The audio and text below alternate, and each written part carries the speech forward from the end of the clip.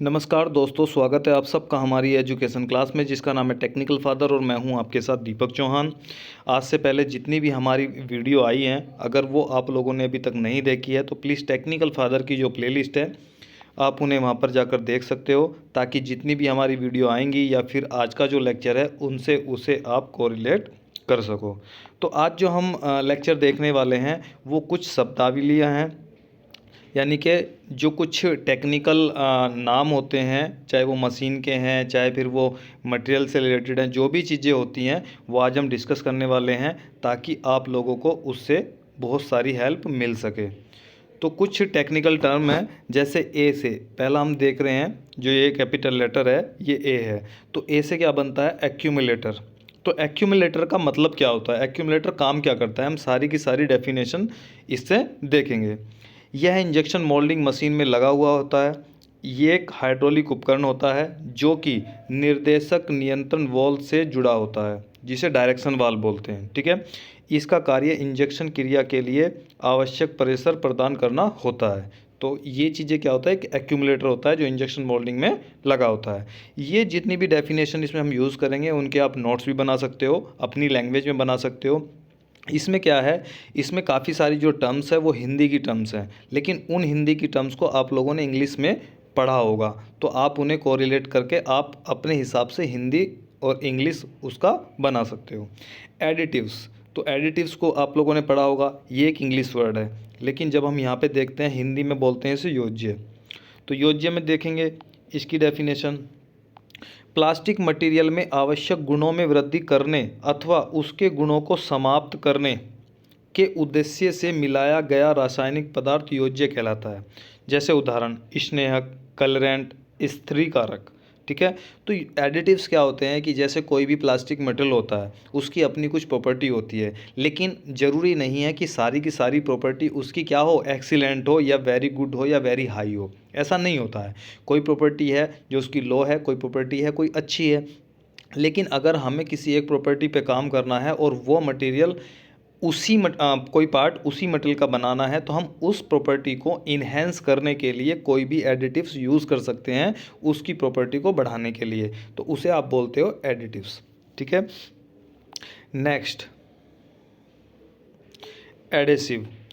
यह एक प्रकार का तरल रासायनिक पदार्थ है जो लिक्विड थर्मोसेट प्लास्टिकों के माध्यम से बनाया जाता है। इसका प्रयोग प्लास्टिक उत्पादों को आपस में चिपकाने के लिए किया जाता है, यानी कि इसका यूज़ आप पेंट में भी कर सकते हो। देखा होगा कि ये प्लास्टिक पेंट है, आप लोगों ने आम भाषा में सुना होगा कि ये प्लास्टिक पेंट है, तो वो एडेसिव का यूज़ उसमें किया जाता है ताकि वो दीवारों पर आसानी से चिपक जाए। ठीक है, अडोप्टर, यह एक्सट्रूडर का एक भाग है। एक्सट्रूडर कहाँ पे मिलेगा आप लोगों को? एक्सट्रूजन, जितने भी एक्सट्रूजन प्रोसेस होते हैं उसमें डाई से जैसे ही मेटल निकलता है, डाई से पहले वाला जो पूरा का पूरा पार्ट होता है, भाग होता है, उसे आप क्या बोलते हो? एक्सट्रूडर बोलते हो।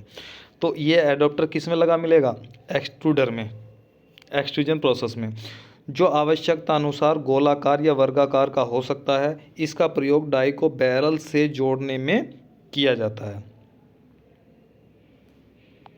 एजिंग्स, अधिक समय तक टिकाऊ। यह प्लास्टिक उत्पाद का वह गुण होता है जिसमें वह लंबे समय तक उपयोगितापूर्ण रह सकता है। नेक्स्ट एग्लोमेरेटर। ठीक है, एग्लोमेरेटर से बोलते हैं प्लास्टिक की पॉलीथीन को ग्राइंडर द्वारा ग्राइंड करके जब स्क्रैप बनाया जाता है तो प्राय वह बारूदे के समान बन जाता है। इस बारूदे को छोटे छोटे खंडों के रूप में विभाजित करने के लिए एग्लोमेरेटर का प्रयोग किया जाता है। नेक्स्ट टॉपिक है हमारा, नेक्स्ट टॉपिक है एयर रिंग। यह एक गोल रिंग आकृति का कंपोनेंट होता है जो एक ब्लोअर से जुड़ा होता है। इसका प्रयोग ब्लो फिल्म एक्सट्रूजन में पेरिजन द्वारा निर्मित बुलबुले को ठंडा करने के लिए किया जाता है। अब इसके बारे में थोड़ा सा समझ लो। जो हमारा एक्सट्रूजन पाइप प्लांट होता है, ठीक है, जो फिल्म प्लांट होता है, फिल्म प्लांट होता है, तो जैसे ही उसमें क्या होता है कि नीचे एक डाई लगी होती है, डाई से क्या निकलता है? पेरिजन निकलता है। तो पेरिजन किस फॉर्म में, जो मटेरियल निकलता है पेरिजन की फॉर्म में निकलता है, लेकिन हम क्या करते हैं, एक बीच में एक रिंग लगी होती है, इस रिंग का काम, ये जो रिंग होती है वो ब्लोअर से जुड़ी होती है। ब्लोअर से आने वाली हवा जो होती है वो इस रिंग के माध्यम से जो बबल बनता है, बबल कब बनता है, इस पेरिजन को हम एयर देते हैं नीचे की तरफ से और वो बबल फूलने लगता है। जो पेरिजन है वो फूल कर बबल बन जाता है जितना भी साइज हमें चाहिए। तो ये जो ब्लोअर होगा ये एयर रिंग को एयर देता है और जो बबल होगा उसे ठंडा करने के लिए एयर रिंग इक्वली हवा देती है। जो एयर देती है वो इक्वली देती है चारों तरफ से, तो उसे क्या बोलते हैं, हम एयर रिंग बोलते हैं। एयर ब्लोअर, यह वेंटिलेशन सिस्टम युक्त एक उपकरण होता है जो एक्सट्रूडर के बैरल के पास लगा होता है, जिसका उपयोग प्राय एक्सट्रूडर के बैरल को शीघ्रता से ठंडा करने के लिए किया जाता है। इस जो डेफिनेशन है ये एक बुक से ली गई है, तो इसमें बहुत सारी चीज़ें गलत हो सकती हैं, ऐसा नहीं है कि सारी डेफिनेशन सही हो, कुछ चीज़ें घुमा फिरा के दी जा सकती हैं। जैसे इसकी बात करें, एक्सट्रूडर के बैरल को शीघ्रता से ठंडा करने के लिए किया जाता है, लेकिन इसका जो यूज होता है वो बैरल को ठंडा करने के लिए हम नहीं बोल सकते डायरेक्ट। बैरल को ठंडा करना एक अलग चीज़ है, लेकिन बैरल के टेम्परेचर को नियंत्रित करना या फिर कंट्रोल करना दूसरी चीज़ है। तो ये बैरल को ठंडा करने की जब बात आती है तो बैरल को पूरी तरीके से ठंडा करने की बात आती है, लेकिन जब हम नियंत्रण करने का एक वर्ड बोलते हैं कंट्रोल करना, तो जो टेम्परेचर होता है जितना आप लोगों ने सेट किया है वो टॉलरेंस में ही रहे, उसके लिए ये ब्लोअर लगाया जाता है। और ये ब्लोअर इंजेक्शन में नहीं होता है, ये एक्सट्रूजन प्रोसेस में ही आप लोगों को ज़्यादातर मिलता है। उसका कारण होता है, कारण क्या होता है कि जो भी बैरल होता है, बैरल पर क्या हीटर लगे होते हैं, लेकिन एक्सट्रूजन प्रोसेस एक लगातार कंटिन्यूस चलने वाला प्रोसेस है। जब वो चलने वाला प्रोसेस है तो उसमें क्या होगा, स्क्रू क्या है, रेगुलर कंटिन्यू क्या होगा, रोटेट करेगा। तो जो उसके अंदर घर्षण पैदा होगा, मटेरियल और स्क्रू के बीच में क्या होगा, फ्रिक्शन पैदा होगा। और जैसे ही फ्रिक्शन, आप लोग देखते भी हो कि किसी भी चीज़ को, आप दो चीज़ों को आपस में घिसोगे तो उसमें क्या है, एक जो हीट है वो उत्पन्न होने लगती है, क्रिएट होने लगती है। तो वैसे ही बैरल के अंदर क्या है, घर्षण से एक हीट उत्पन्न होती है जिसे बोलते हैं आप शियर हीट। तो शियर हीट से बैरल का जो तापमान है वो बढ़ने लगता है। तो उसी तापमान को कम करने के लिए या कंट्रोल करने के लिए हम एयर ब्लोअर का यूज़ बैरल के साथ में करते हैं। ठीक है। एमरफस, एमरफस क्या है, ये एक प्लास्टिक मटेरियल की बात हो रही है, उसकी एक फॉर्म होती है। यह संरचना के आधार पर पॉलीमर का एक प्रकार है। जैसे हम क्या करते हैं, पॉलीमर को कुछ भागों में बांटते हैं, किन के आधार पर, जैसे ओरिजिन के आधार पर, ठीक है, classification on the basis of origin, on the basis of structure, on the basis of आप लोगों का क्या होता है, नंबर ऑफ मोनोमर होता है, इंटरमोलिकुलर फोर्स होता है, टैक्टिसिटी होती है। तो ये काफ़ी सारे के बेसिस पर हम क्या करते हैं, पॉलीमर को डिवाइड करते हैं। तो एमरफस भी क्या होता है, एक प्रकार होता है। इसके अंतर्गत आने वाले पॉलीमरों की आणविक संरचना परिवर्तनशील होने के कारण ये अधिक हीट सेंसिटिव होते हैं, उदाहरण के लिए पीवीसी एवं एसएएन। ठीक है। तो इसका मतलब क्या हो गया, जब किसी भी प्लास्टिक या पॉलीमर के जो मॉलिक्यूल होंगे वो अरेंजमेंट में जुड़े होंगे, ठीक है, तो उसे हम क्या बोलते हैं, क्रिस्टलाइन। लेकिन अगर वो रैंडमली कहीं पर भी पड़े हुए हैं, एक बॉक्स लिया, उसमें आप लोगों ने क्या कर दिया, कोई भी बॉक्सेस भरने हैं, एक रास्ता क्या है कि आप अरेंजमेंट में उन्हें तय लगा के भरें। दूसरा वे क्या हो सकता है कि आप लोगों ने ऐसे ही इसके अंदर उन्हें उड़ेल दिया। तो जब उड़ेलोगे तो उनके बीच में क्या बन जाएगा, गैप बन जाएगा, वैक्यूम बन जाएगा। जब स्पेस बनेगा तो वो क्या कर देंगे, वो क्रिस्टलाइन नहीं होंगे, एमरफस होंगे। ठीक है। अब बी से कौन कौन से मीनिंग आते हैं। बैंड हीटर, बैंड हीटर इस प्रकार के हीटर जैकेट के समान होते हैं। इनका उपयोग मशीनों के बैरल पर मोल्डों के को बाहर से ताप देकर गर्म करने के लिए किया जाता है। बैंड इसलिए बोल रहे हैं क्योंकि ये क्या होते हैं, मुड़े होते हैं, मतलब मोड़ कर लगाए जाते हैं। अगर बोल्ट खोल लोगे तो इन्हें सीधा करके आप वहीं से निकाल सकते हो। बेस कैप, बेस कप, यह कप के आकार का एक कैविटी मोल्ड होता है जिसका प्रयोग इंजेक्शन ब्लो मोल्डिंग विधि द्वारा निर्मित बोतलों को सेल्फ स्टैंडिंग बनाने के लिए किया जाता है। ठीक है। नेक्स्ट टॉपिक देखते हैं।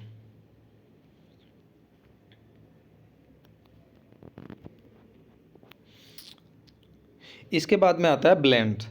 तो ब्लेंड क्या होता है, दो या दो से अधिक प्लास्टिक मटेरियलों के रासायनिक संयोग से निर्मित नवीन प्लास्टिक मटेरियल ब्लेंड कहलाते हैं, जैसे पीसी और एबीएस। ब्लेंड क्या होते हैं, जब हम दो प्लास्टिकों को क्या कर देते हैं, मिक्स कर देते हैं तो एक नया प्लास्टिक बनता है जिसे हम क्या बोलते हैं, ब्लेंड बोलते हैं। और ऐसा जो होता है वो सिर्फ प्रॉपर्टी इन्हेंस करने के लिए ही किया जाता है कि एक नई प्रॉपर्टी निकल कर आए ताकि चीज़ों में सुधार हो सके।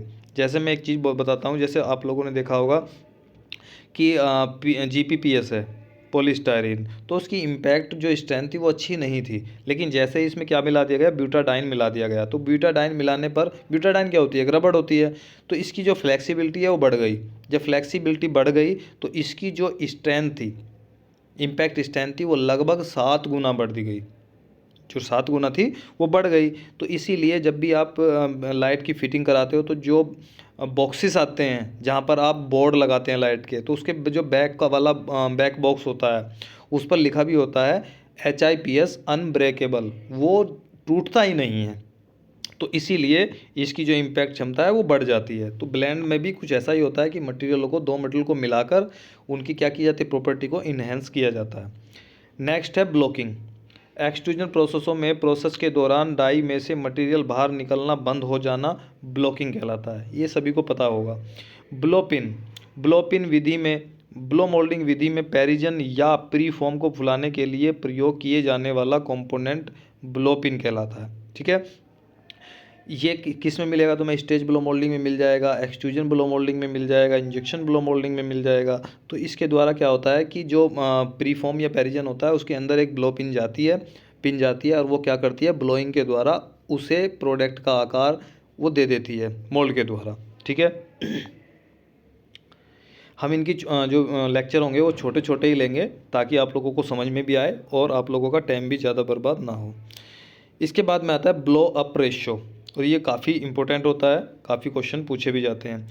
ब्लो अप अनुपात, इस अनुपात का प्रयोग ब्लो मोल्डिंग विधि एवं ब्लो फिल्म एक्सट्रूजन में किया जाता है। ब्लो मोल्डिंग विधि से यह पेरिजन के व्यास एवं निर्मित उत्पाद के व्यास का अनुपात होता है, एवं ब्लो फिल्म एक्सट्रूजन में डाई या पेरिजन के व्यास एवं निर्मित बुलबुले के अधिकतम व्यास का अनुपात होता है। मतलब क्या है, जैसे ही फिल्म प्लांट में बबल निकलेगा, तो जब बबल क्या होता है, कोलैप्सिंग फ्रेम लगे होते हैं, लकड़ी का तुमने देखा भी होगा, कोलैप्सिंग फ्रेम के बाद में जो इसका डाया है वो क्या हो जाएगा, स्टेबल हो जाएगा। लेकिन जब तक इसके अंदर एयर है, एयर जाती रहेगी तो वो क्या है, इसका डाया है, अगर एयर जाती रहेगी तो वो क्या कम ज़्यादा होता रहेगा, फ्लैक्चुएट होता रहेगा। लेकिन जैसे ही वो डाया बिल्कुल क्या हो गया, स्टेबल हो गया, तो उसका डाया, बबल का फाइनल डाया और जो आप लोगों की डाई होती है, डाई का जो डाया होता है, उनके अनुपात को हम क्या बोल रहे हैं, ब्लो अप रेशो बोल रहे हैं यहाँ पर। ब्रेक डाउन, जिस स्थिति में मशीन किसी कारणवश उत्पादन करना बंद कर देती है वह स्थिति ब्रेकडाउन कहलाती है। 3 तरह के मेंटेनेंस हम देखते हैं, एक तरीके से क्या होता है, प्रिवेंटिव मेंटेनेंस होता है, एक होता है रूटीन मेंटेनेंस, एक होता है ब्रेकडाउन। अगर 2 मेंटेनेंस हम लोगों ने टाइम टू टाइम किए हों तो ब्रेकडाउन की सिचुएशन क्रिएट नहीं होती है, लेकिन अगर हम उसमें लापरवाही कर देते हैं तो कई बार क्या होता है, ब्रेकडाउन की सिचुएशन बन जाती है। तो मशीन से रिलेटेड ऐसी कोई भी प्रॉब्लम होती है तो आप लोगों को कंजूसी नहीं बरतनी चाहिए। एक तो टाइम टू टाइम उसका मेंटेनेंस कराओ, और दूसरी चीज़ है जब मेंटेनेंस होगा, प्रिवेंटिव मेंटेनेंस होगा, तो अच्छी कंपनी के ही पार्ट उसमें आप लोग लगाएं, चेंज करें। क्योंकि अगर अच्छी कंपनी के नहीं करोगे तो एक पार्ट टूटेगा तो दूसरा पार्ट या 2 पार्ट 4 पार्ट वो साथ में लेकर ब्रेक करेगा। तो इसलिए आप लोगों को ब्रेकडाउन तक चीज़ों को नहीं पहुंचने देना है। ब्रेकर प्लेट, यह एक्सट्रूडर का एक जालीनुमा कंपोनेंट होता है जो एडेप्टर एवं डाई के मध्य लगा होता है। इसका कार्य प्लास्टिक मटेरियल पर बैक प्रेशर बनाना होता है। इसकी चक्रीय गति को रेखीय गति में बदलना एवं पिघले हुए प्लास्टिक मटेरियल में से अनुपयोगी पदार्थों को छानकर अलग करना होता है। ब्रेकर प्लेट और स्क्रीन पैक ये कहाँ एक ही साथ लगे होते हैं। पहले अगर आप लोग एक्सट्रूडर की तरफ से देखोगे, होपर की तरफ से, तो पहले स्क्रीन पैक लगा होता है और उसे सपोर्ट देने के लिए ब्रेकर प्लेट लगी होती है। आप लोगों ने इंजेक्शन मोल्डिंग में देखा होगा, अगर पढ़ा होगा तो आप लोगों को पता लगा होगा कि इंजेक्शन मोल्डिंग मशीन में जो बैक प्रेशर दिया जाता है वो हाइड्रोलिक सिलेंडर की तरफ हाइड्रोलिक सिलेंडर के द्वारा दिया जाता है और बैक से दिया जाता है, पीछे की तरफ से, जिधर हॉपर लगा होता है।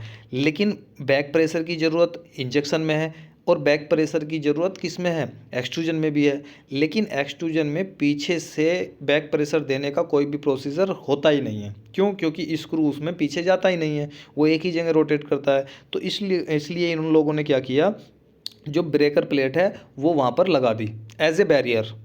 जब as a barrier breaker plate काम करेगी तो जो मटेरियल आगे जा रहा था अब वो क्या करेगा, वो बैरियर हो जाएगा, ब्रेक लगेगा उस पर। तो मटेरियल पीछे से तो क्या है, उतने ही फ्लो में आ रहा है, लेकिन आगे ब्रेकर प्लेट ने उसे रोक दिया। तो जितना मटेरियल स्क्रीन पैक के में क्या होता है, छोटे छोटे होल होते हैं, तो मटेरियल क्या है, ज़्यादा मात्रा में आ रहा था, सप्लाई ज़्यादा थी, लेकिन जब होल की वजह से स्क्रीन पैक ने के होल की वजह से ये जो मटेरियल है अब ये आगे कम निकलेगा। स्क्रू लगातार घूम रहा है, मटेरियल पीछे से लगातार आ रहा है, लेकिन सप्लाई उतनी नहीं हो रही है, तो बचे हुआ मटेरियल को स्क्रू दोबारा घुमाएगा, बचे हुए मटेरियल को स्क्रू दोबारा घुमाएगा। तो हम ये कह सकते हैं कि बैक प्रेशर बढ़ने की वजह से स्क्रू जो होता है मटेरियल को दोबारा घुमाता है और अच्छी मिक्सिंग करता है। तो कुल मिला के हम ये बोल सकते हैं कि इस बैक प्रेशर की वजह से या बैक प्रेशर का जो यूज़ किया जाता है वो किसके लिए किया जाता है, मटेरियल की अच्छी मिक्सिंग के लिए किया जाता है। बफिंग, विशेष प्रकार के ग्राइंडिंग मशीन द्वारा प्लास्टिक उत्पाद की सतह को एक समान सतह बनाते हुए चमकदार एवं चिकना बनाना क्या होता है, बफिंग कहलाता है। आप लोगों ने मोल्ड चलाया होगा तो आप लोगों को पता भी होगा। ठीक है, तो ए और बी हमने जो लेटर है ए और बी हमने देख लिया, उससे कौन कौन से इंपॉर्टेंट पी जो पार्ट हैं वो बने हैं, टर्म्स बनी हैं, और नेक्स्ट वीडियो में हम सी और डी देखेंगे। ठीक है, तो आज के लिए इतना ही, मिलते हैं नेक्स्ट लेक्चर में, जब तक के लिए दीजिए हमें इजाज़त। जय हिंद, जय भारत।